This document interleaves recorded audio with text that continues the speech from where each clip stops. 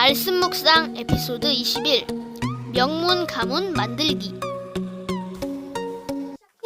한국 중상류층 가정의 교육 현실을 신랄하게 비판한 드라마 스카이캐슬을 보면서 많은 생각을 하게 됩니다. 물질의 가치를 절대적인 기준으로 여기며 사는 요즘 우리에게 유익한 질문을 던졌던 드라마였습니다. 조벽 교수가 쓴 인재혁명이란 책에 보면 이런 이야기가 나옵니다. 미시간 공대 신임 교수 선발 과정에서 탈락한 중국인 박사 이야기가 거기에 수록되어 있습니다. 그는 중국 본토에서 대학을 졸업했지만 대학원을 미국 최고 명문대에서 유명한 학자로부터 지도를 받은 전문가입니다. 논문도 다른 후보자보다 월등하고 특허도 몇 건이 있어서 후보 1순위였습니다. 그런데 면접하는 과정에서 모두들 저 사람은 안 되라고 반대를 하였습니다. 이유인즉슨 면접하는 날 복도에 물 먹는 개수대에 설치된 물 먹는 곳에서 그가 한 행동 때문이었습니다. 그는 모두가 먹는 개수대에 칵 하더니 가래를 뱉더니 물을 마시는 것이었습니다. 면접관들의 의견은 하나같이 이렇습니다. 인성이란 오랜 학습의 결과이기에 결국 인성도 실력이라는 겁니다. 결국 선발위원들은 그 중국인 박사를 탈락시켜버렸습니다.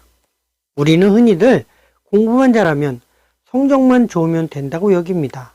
그러다 보니 미국 명문대에 입학한 한국 학생 10명 중 4명이 중퇴하는 안타까운 현실을 맞게 됩니다. 에드워드 클라인이 쓴 케네디가의 저주란 책이 있습니다. 이 책은 미국 최고의 가문에 150년간 비극이 떠나지 않는 이유를 소상히 기록하고 있습니다. 제가 책을 읽고 난 후 나름 발견한 교훈은 대충 3가지입니다. 첫째, 비록 케네디가가 아일랜드에서 이민한 카톨릭 신앙에 기반을 둔 가정이지만 사실 그 가정에 하나님이 안 계시다는 것입니다. 둘째, 선대로부터 부를 축적하는 과정에서 숱한 비리와 불법적인 방법이 동원이 되었고 존에 붙인 조지 F 케네디는 미국에서 주식 투자와 영화 사업, 기업 M&A 등으로 엄청난 부호가 되었고 이후 정계 진출을 시도하여 영국 주재 미국 대사가 된 나름대로 입지전적인 인물입니다.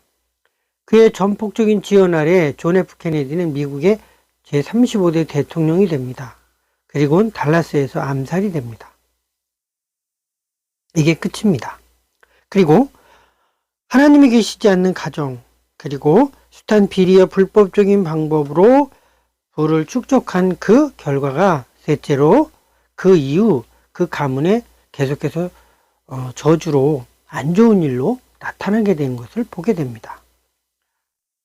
조금 내용을 좀 살펴보면 존 F 케네디의 대통령 바로 아래 누이 동생인 로즈메리 케네디는 정신장애가 있어서 보호시설에 수용되어 여생을 보냅니다.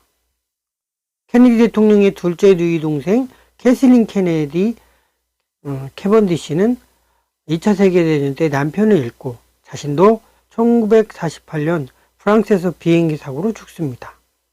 케네디 대통령의 큰 남동생으로 형에 이어 대통령감으로 총망받던 로버트 케네디는 1968년 로스앤젤레스에서 선거활동을 하던 중 요르단 주민 시르한 바샤르 시르한에게 암살당합니다.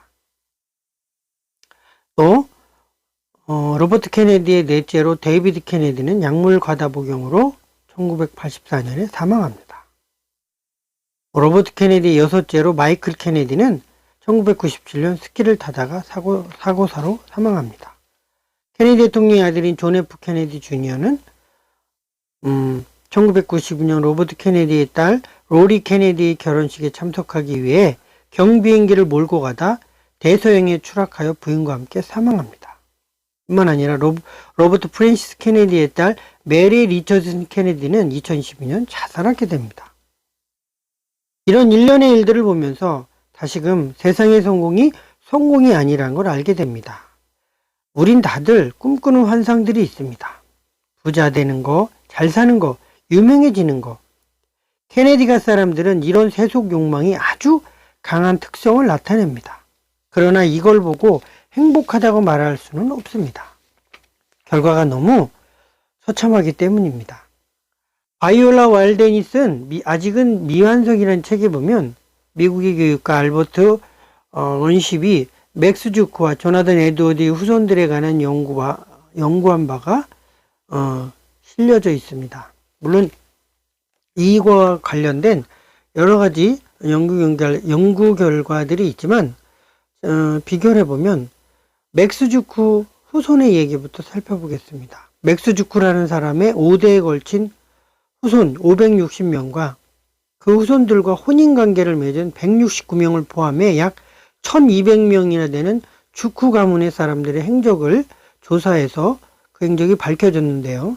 1200명 중에서 300명은 유아 시절에 죽었고 440명은 나태 또는 퇴폐한 생활 습관으로 인해 몸이 망가지고 병약하게 살았고요. 310명이 거지, 1500명은 범죄자, 알코올 중독자가 100명, 60명은 절도범, 70명은 살인자였습니다. 그들 중 40명의 여자들은 방탕한 매춘부로 악명이 높았습니다. 단 20명만이 직업기술을 배웠는데 그중 10명은 교도소에서 배웠습니다. 반면 조나단 에드워드가 세상을 떠난 지 약 140년이 지난 후 그의 일가는 1390명으로 성장했습니다.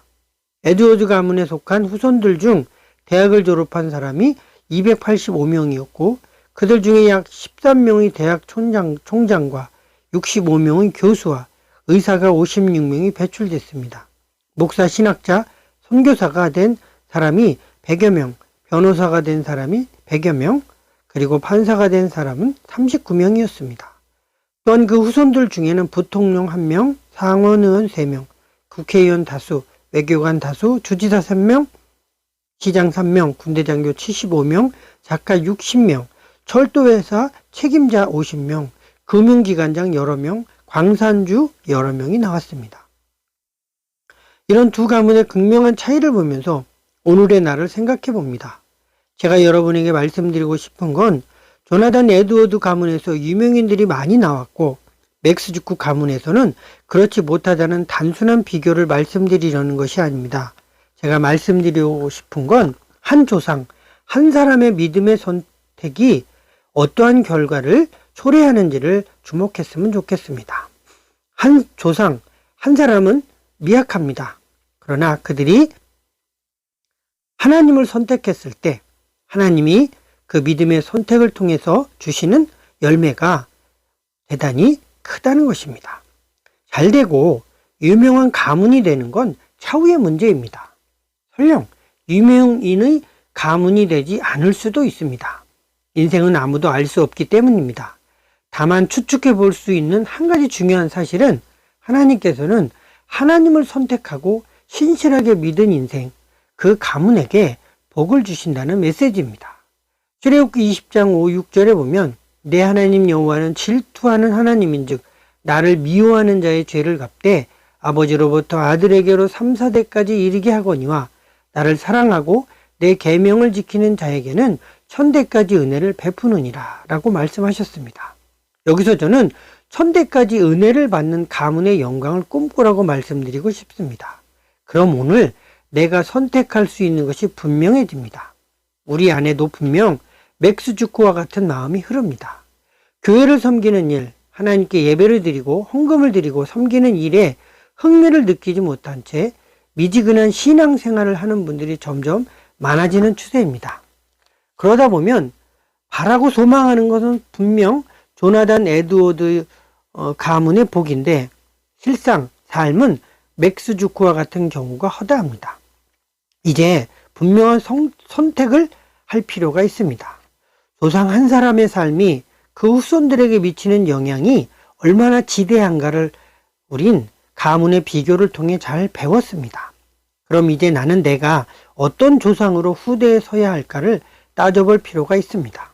나를 통해 맥스 주크와 같은 후대들이 태어나기를 원하십니까? 아니면 조나단 에드워드 가문 같은 후대들이 있기를 원하십니까? 그날을 위해 오늘 나는 선택을 해야 합니다. 그리고 내가 한 그 선택이 훗날 분명한 결과를 만들어낼 것입니다. 그때 우리가 웃을 수 있으려면 오늘 하나님을 선택하고 진실하게 믿는 믿음의 길을 가시기를 축복합니다. 다른 사람들이 하고 안 하고는 중요하지 않습니다. 주일 성수도, 헌신도, 11조도, 성교 헌금도 다른 성도와 비교거리가 되지 않습니다. 내가 복받기 원해서 하면 되는 것입니다. 그래서 훗날 우리가 후손들에게 에드워즈와 같은 선조로 기억된다면 얼마나 기쁠까를 생각해 보시기를 바랍니다. 그리고 오늘 주어진 하루하루를 어떤 모습과 자세로 사는가에 달려있는가를 기억하시고 모두가 위대한 후손들을 많이 배출하는 축복의 명문가를 이루는 주인공들이 다 되시기를 주님의 이름으로 축복합니다. 감사합니다. 녹음 마칠게요.